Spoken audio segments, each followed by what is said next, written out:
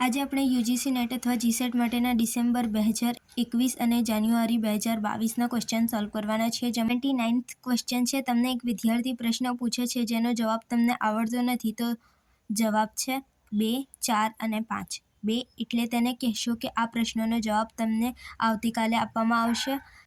4th, class પૂર્ણ થયા બાદ તમે પુસ્તકાલયમાં જશો અને જવાબ શોધવાનો પ્રયત્ન કરશો. 5મો છે પ્રશ્નના વખાણ કરશો અને સ્વીકારશો કે હાલમાં તમને જવાબની જાણ નથી. 80મો ક્વેશ્ચન છે. તમારા વર્ગમાં વિદ્યાર્થીઓનું એક જૂથ અધ્યયનમાં મુશ્કેલી અનુભવે છે. તમે તેમની ઉણપ અને મુશ્કેલી જાણવા માંગો છો. નીચેની પૈકી મૂલ્યાંકન પ્રવૃત્તિ તમે પસંદ કરશો. જવાબ છે નિદાનાત્મક મૂલ્યાંકન. 81મો ક્વેશ્ચન છે. નિમ્ન ગતિના અથ્યતા પૂરતો વિકાસ સુનિશ્ચિત કરવા માટે નીચે પૈકી શું કરવું જોઈએ? જવાબ છે 2, 4 અને 5. 2 એટલે તમે તેમના રચના વિષયમાં તેમની કક્ષા મુજબ પડકારજનક કાર્ય સોંપવા જોઈએ. 4થું છે તેમને પૂરતા સ્ત્રોત ઉપલબ્ધ કરાવવા જોઈએ. 5મું છે નિદાન અને ઉપચાર સંબંધિત નિયમિત હાથ ધરતી પ્રવૃત્તિઓ. 82મો ક્વેશ્ચન છે. નીચેના પૈકી કયા વિધાનો અધ્યયન અને અધ્યાપન સાથે વધુ સુસંગત છે?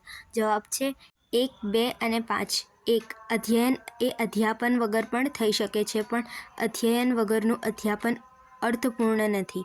બીજું છે અધ્યયન એટલે કંઈક મેળવવું, જ્યારે અધ્યાપન એટલે કંઈક આપવું.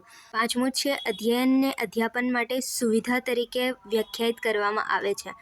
83મો ક્વેશ્ચન છે. અધ્યાપનને વધુ અસરકારક બનાવવા માટે તમે શું કરશો? જવાબ છે D, 2, 3 અને 5. બીજું છે શિક્ષણના સાધનનો ઉચિત ઉપયોગ અને ત્રીજું છે વધુ સમજ માટે ઉદાહરણનો ઉપયોગ અને 5મો વર્ગખંડમાં દ્વિમાર્ગી પ્રત્યાયન કરવાનો પ્રયત્ન કરશો.